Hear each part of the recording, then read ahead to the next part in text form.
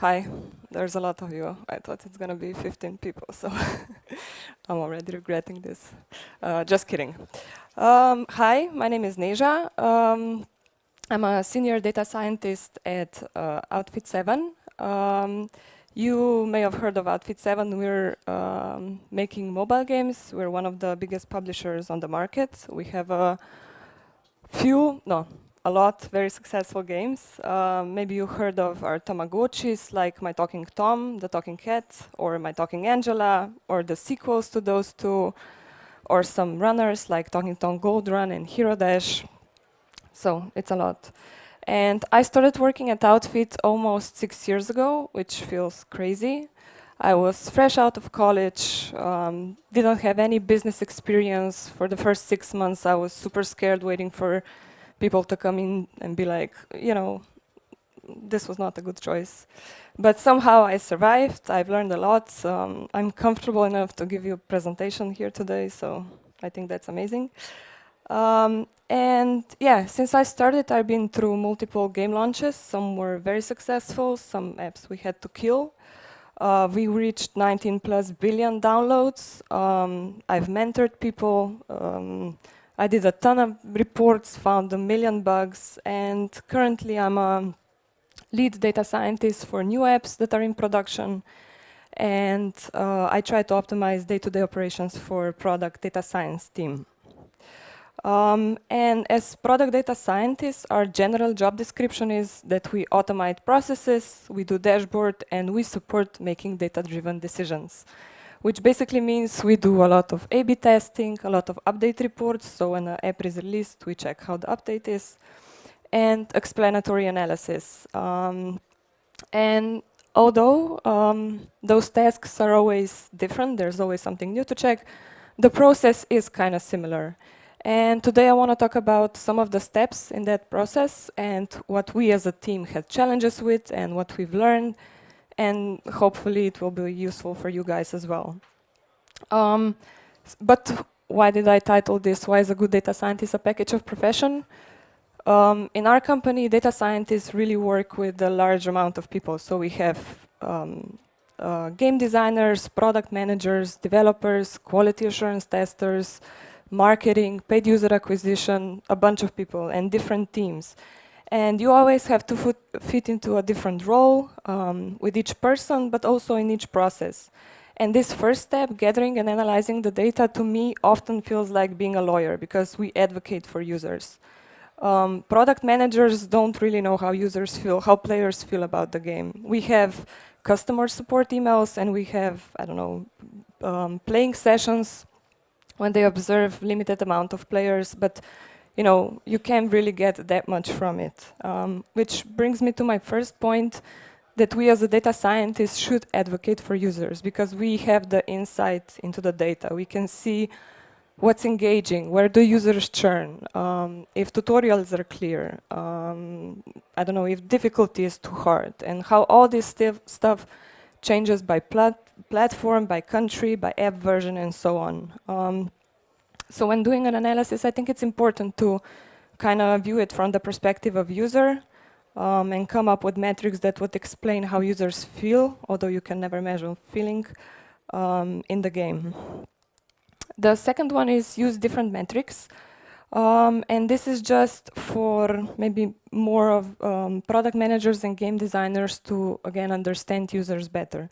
And what we did, in addition to regular retention, so one of the main KPIs, is we added average active days per day since install. So in addition to saying, retention day 3 is 25%, you could also say on day 3 since install, they had on average 2 active days. And I think for people, this is a bit easier to grasp, easier to understand how well users are retaining. Another example would be maybe for engagement. We have box plots where we can see test play time, basically how long were users playing the game during the A/B test. But again, here you have median, average, some percentiles. So it gives you some information, mostly how A and B are comparing. But in addition to that, we also added on dashboards and A/B test reports this percent of cohort users in in-game time, which means you can see, for example, 20% of users will play 60 minutes or more. And again, this is just easier to grasp when game designers are planning features or live ops. It's a bit easier to pace the game because you can see engagement a bit better. Okay, challenge data analysis. Here, I mean, not only if you do a plot and it looks weird, there's a hockey stick, so you're obviously like there's something going on, but more so if the analysis you do is not really consistent with what you learned prior in some other A/B test or what you generally know, or when you're putting all the plots together, if the story doesn't really make that much sense. It's always good to challenge it. In our team, we have peer reviews quite often, and this is a great way to kind of provoke if something is weird, to make a plan, to check something fishy. And I have a real life example, what happened to us a while ago now. But basically, we had an app, My Talking Tom Friends, right? And we knew there was a feature that had quite a lot of potential to improve, and it was an interesting thing to research a bit. So we did the first A/B test, and then after some time, we did the second A/B test, where we have groups A and B. And then, not so long after that, we did the third A/B test, where groups A and B were the same as in the second test. So here I have test 2 with groups A and B, and test 3 with groups A and B. And A are the same, and B are the same. And what was a bit weird here was that retention looked the same. So in both tests, B groups had lower retention on day 0 and day 1. Here's the relative difference plot for retention. And then it goes up. But when we were checking TTV, so test time value per user, this is how much user generates in test time duration, we saw that in the second test, group B, average was 3% higher than A, but in group B it was 1.6% lower, the relative difference on average. And this was a bit weird, right? Because it was the same test, same groups, retention was the same. So we said, okay, let's investigate this a little bit. And what we figured out is we were collecting users differently. So in the second test, we were collecting for a week and then observing for, 2 months. And in the third test, we started the test and we collected users as the tests were running. So new users kept coming in, right? And of course, this changes the whole structure, DAU structure and structure overall, but because you can see on the third test, we have many more users with day 0 and day 1, right? In the second test, they are there initially, but as they age, the whole structure basically ages because there are not no new users coming in. And if we check TTV, so before on the first slide, I show you the overall box plot per user. Here, if we check per day since install, we can see that actually it follows the similar trend to retention, and group B and B are similar, right? So on day 0 and day 1 are a bit lower, and then it goes up. So what happens is basically because our structure, because of a lot of users with day 0 and day 1 in the third test, this impacts all the metrics done per user. And it has a bigger weight on day 0 and day 1, and this will, in our case, because it is lower in the beginning, drag the whole metric down. So it's really important how you collect users. Be mindful. There's not right or wrong. I think it's just if you compare, or in some cases, for example, what we've learned also here, I don't have time to do the whole analysis, but if you collect the users for some time and then observe them for, 2 months, like here, the TTV, so test time value, is going to look a lot like LTV, which is lifetime value, which is what we estimate user is going to bring us throughout his lifetime. But if you collect users all the time, TTV will never look like LTV because there's a bigger weight put on users with day 0 and day 1. So this is something to be mindful about. Okay, the second topic is presenting results, and here your end user is no longer a player, but are the people that you're reporting to, are in the room listening to your reports, your findings, and it's important to be aware how are they gonna, listen to you or understand, because you can do the best analysis ever, but if people leave the room thinking, what was that? I didn't understand that, that was so boring, you haven't really done much, right? So here I have a few tips, I guess. The first one being ask why a lot. This one is just, you have to understand what the problem is. So ask product managers if they come up with some tasks, like what's the problem, what's the pain point, what are you really trying to solve? And in that way, it's going to be easier for you to also do analysis, to think about plots you want to do, checks you want to do. The second one is choose an appropriate visual display. Again, this one is what happened to us is that we had distributions in reports on the dashboards, but it was a bit hard to interpret for people, right? Because they like to hear a number, or some even like to hear it's better or it's worse. So what we did is we started doing box plots instead of whole distributions, because they're a bit more easier to read, right? You have minimum, maximum, averages, percentiles, median, you see where 50% of users is. But then what happened was that when we put this into a report, people would listen and then they would check the report a bit later and then would be like, oh, but group B on average, which is significant, is 2% higher, let's switch groups, So they would jump to wrong conclusion. So what we added was additional metric that they can read and understand, which is just bootstrapping percentage of difference. And then they can see if it's within confidence interval or not and be like, okay, it looks on the box plot, average looks significant, but mostly we won't see this in real life.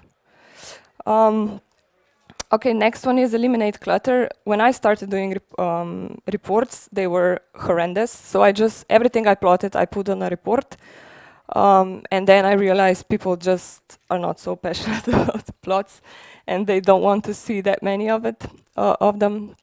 So the structure we have now is you do executive summary, where you basically answer the problem, the question, anything that started this analysis, and then have executive plots. Will just additionally help you explain executive summary.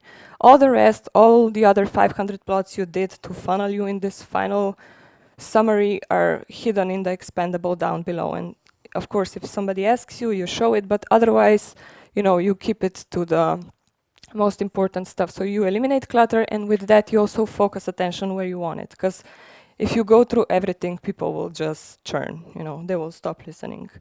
And maybe here for this focus attention when you want it, sometimes it happens that people try to put a lot of information on one plot, so they'll have facets and I don't know, a bunch of stuff, and they'll be explaining plots for 6 minutes, and by the time they're done explaining it, product managers will already forgot what was it about. So if it's really important, take time, section it a bit, divide it into multiple plots, and yeah. Then the next one is think like a designer. I think this one is pretty basic, but I've noticed a lot of juniors when they come in, they do stuff like this. So one is, starting the y-axis with 0. I think this one is pretty obvious. Why? Because you can manipulate data, as my previous presenter mentioned. So the drops or increases are gonna look much more dramatic. Also, it's not comparable if you have multiple plots. Sometimes plotting absolute number is not really that informative. It's better to do relative metrics, like % of daily active users that do something, especially if you're working on a sample. Then absolute numbers are not that important. And then sometimes whether to plot average or the whole distribution with box plots. So I think box plots are more informative, but if you're plotting 6 months of data, it might be a bit harder to see anything. It will just be a bit crowded. But on the other hand, just average can be a bit misleading. Here I have an example of gold coin spent per day since install.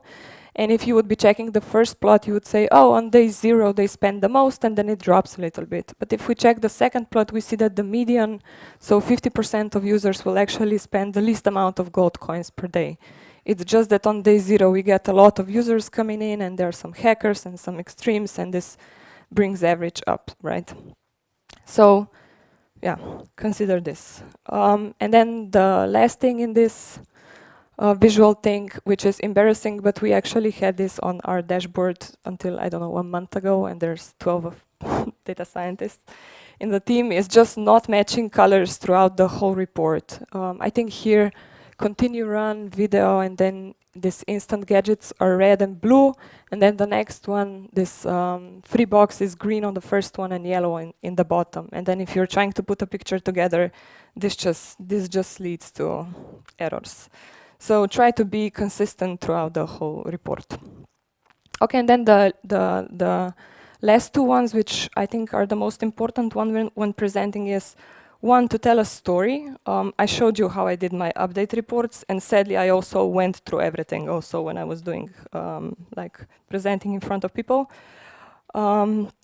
But I learned that people will be more engaged, they will listen more if you tell it like a story. You know, we changed this, and because we changed this, this happened, and because this happened, we checked what happens with this. You know, so you kind of guide them through the journey, and they will be much more engaged. They'll understand what's going on.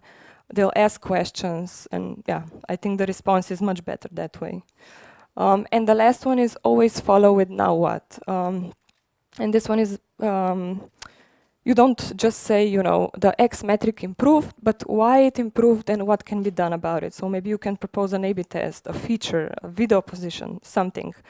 I think also this is what separates with levels 1 and 2, and then when you're a bit more senior, is that you're able to tell what would be a good direction. And it's not necessarily that people will consider this and it will be implemented, but still it's a good place to be.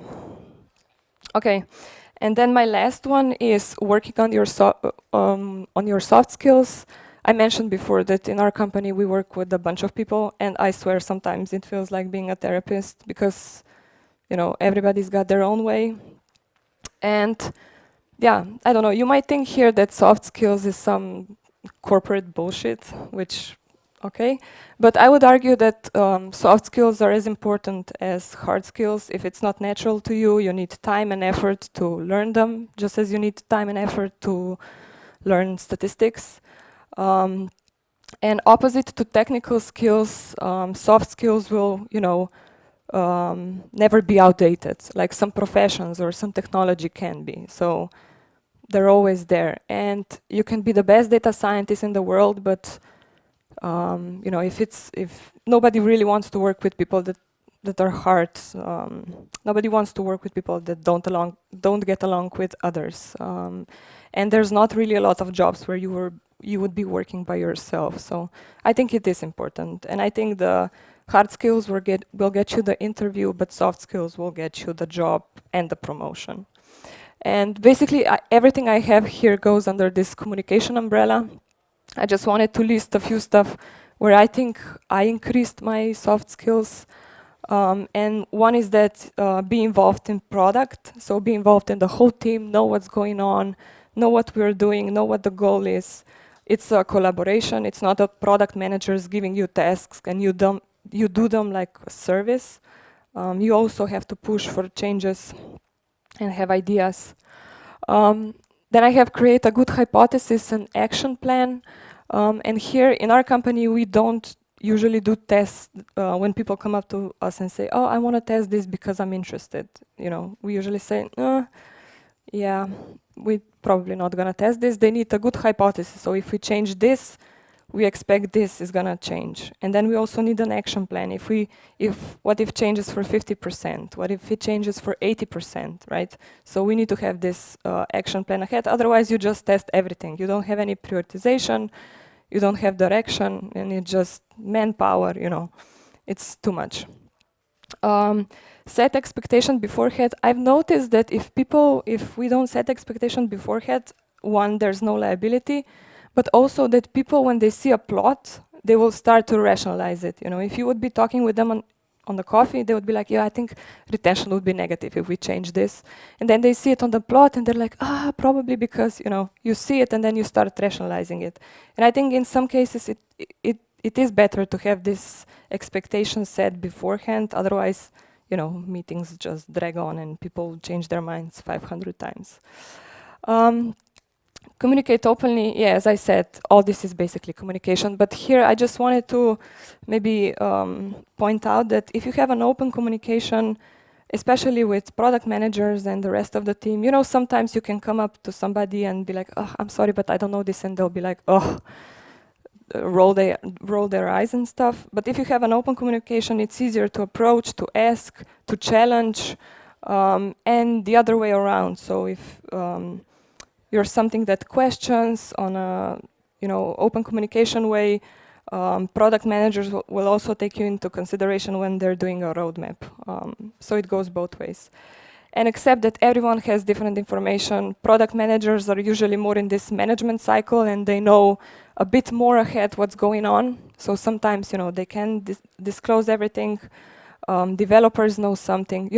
Every team has a bit of different information and errors will happen. There will be something. I think it's important not to focus who did something wrong, right? Because if it's a huge team, there's never one person. It's the responsibility of the whole team. And just try to fix where it went wrong. And then the last one is pushback. And I think this one was the hardest for me. Because people are coming, I want to do this and this and this. And then sometimes it's not going to yield any benefit. There's not going to be any benefit there. But people act really defensive about their A/B tests or their ideas. And it's really hard to communicate politely and calmly and just leaving the room on good terms if you deny them something. And some are really good with arguments like, we won't do this because this and that, and they're like, yeah, okay. But some are really like, they take it personally. So this one was the hardest for me. And here I don't have any advice except, you'll get better with time. Yeah, so this was basically it. I was talking really fast because I've noticed we're behind the schedule. Yeah, if you have any questions, you can ask me now or you can ask me later. I'll be roaming the halls today. We're also hiring. We have a great team of data scientists at our company, so maybe check us out and hope you enjoy the rest of the conference. Actually, we have time for, please, give it up.